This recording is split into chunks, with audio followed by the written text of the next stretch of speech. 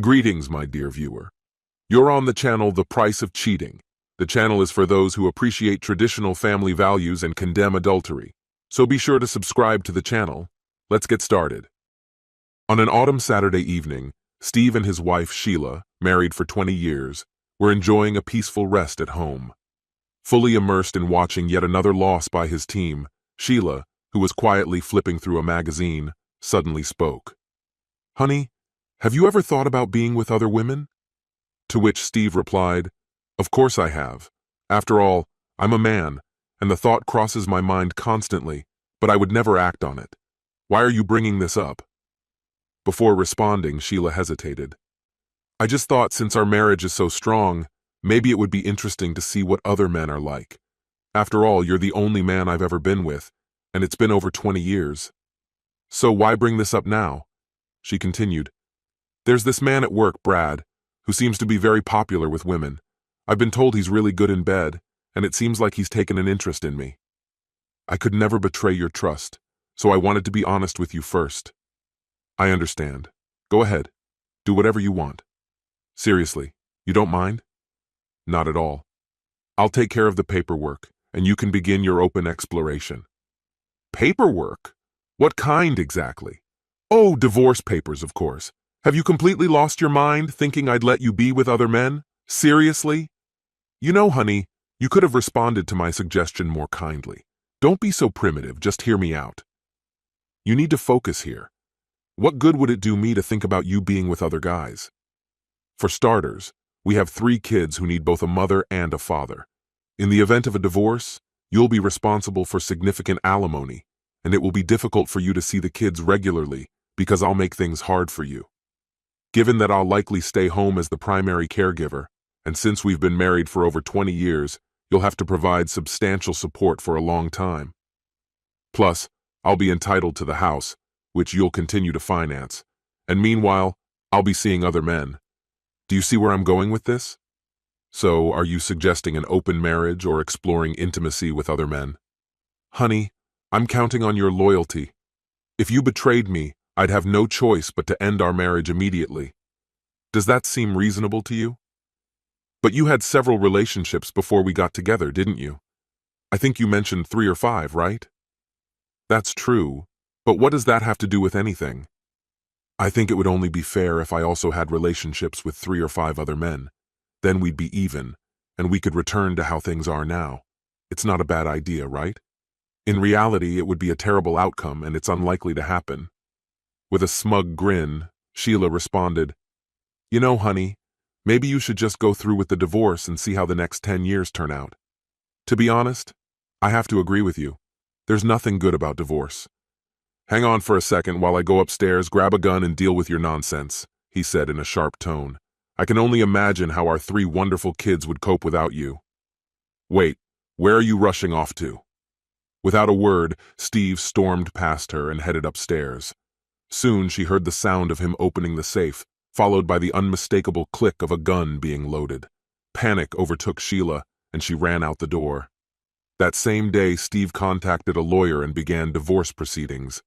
Thanks to the home security system, Steve was able to prove that Sheila was planning to cheat on him and was pushing for an open marriage. Steve easily won full custody of their 2 younger children, while Sheila was left alone with a broken heart. This concludes the story. If you like it, then put your powerful like and subscribe to the channel. Greetings, my dear viewer. You're on the channel The Price of Cheating. The channel is for those who appreciate traditional family values and condemn adultery. So be sure to subscribe to the channel. Let's get started. I am deeply unsettled. Recently, I discovered that my wife, Diane, was involved in an affair. Overwhelmed by a multitude of emotions, I made a choice that changed the trajectory of our lives. It all began when I found several suspicious entries on Diane's phone. Messages, indecent photos, and videos she had shared with another man struck me to my core. The trust we had meticulously built over 40 years was shattered in an instant. I was filled with rage, pain, and a profound sense of betrayal. I knew I couldn't just ignore it. I needed Diane to understand the trauma she had inflicted on me and our family. What better occasion than her 60th birthday, surrounded by our closest friends and relatives? This action might seem radical, but I was driven by a mixture of anger and desperation. In the days leading up to the party, I meticulously prepared a presentation to reveal Diane's infidelity. However, as I continued working on it, I began to reconsider my approach.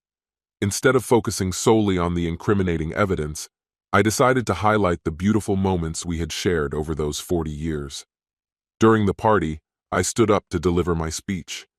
I recounted how Diane and I first met, the day of our wedding, the birth of our daughter, and the many joyful memories we had created as a family. The purpose of my speech was for everyone to remember the love we once shared. However, as the mood began to fill with warmth and nostalgia, I transitioned to the presentation. The image on the screen flickered, exposing conversations between Diane and her lover. The shock and disbelief on our guests' faces were evident as the truth was revealed. Yet, that wasn't the most crucial part.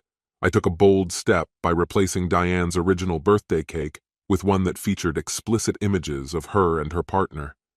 During the cake presentation, I asked everyone to sing birthday wishes to Diane, who was clearly distressed by the turn of events. It was an unexpected and shocking moment for everyone present. To make matters worse, I handed Diane divorce papers in front of the crowd.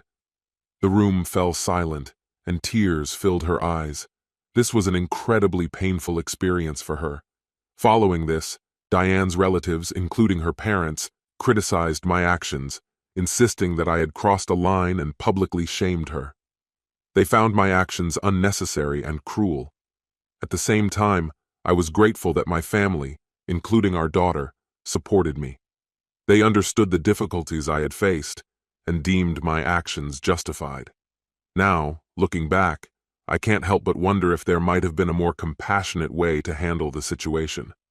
Perhaps it would have been better to consult a therapist or discuss our issues face to face, but that wasn't an option for us. At that moment, I felt compelled to reveal the truth in a dramatic way. Diane did not contest the divorce.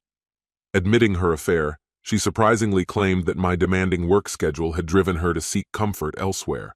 According to her, her lover gave her a sense of youth and love, filling a void she felt existed where I wasn't. Sensing something was amiss, my daughter was misled by Diane. Skillfully manipulating the situation, Diane spread misinformation to protect their secret. I painfully realized that my daughter had to endure the confusion and emotional upheaval caused by their actions.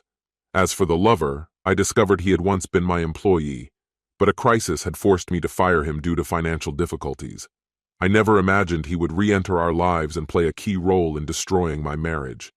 After the birthday incident, my former in-laws threatened to sue me, convinced that I had crossed a line by exposing Diane's betrayal. Diane managed to convince them to reconsider, acknowledging that she deserved to face the consequences of her actions. It is comforting that she took responsibility for the pain caused. Since the divorce, Diane has deeply regretted her infidelity, admitting she understands the gravity of her actions and how they impacted our family. Although I appreciate her remorse, it doesn't change the fact that the trust we once had can never be restored. On a personal level, I have met a kind and caring woman who has made my retirement years happy. It has been a challenging journey, and I won't pretend it hasn't been accompanied by dark thoughts. But the love for my daughter and Sarah serves as an anchor, motivating me to stay strong and keep moving forward. Barbara, my daughter, is grieving the loss of her mother. Yes, you understood correctly. Diane died in a car accident while driving under the influence after yet another party. My only daughter, at 30 years old, has yet to find a husband, but I hope that when she does, she will remember her mother's actions and never make the same mistakes. This concludes the story. If you like it, then put your powerful like and subscribe to the channel.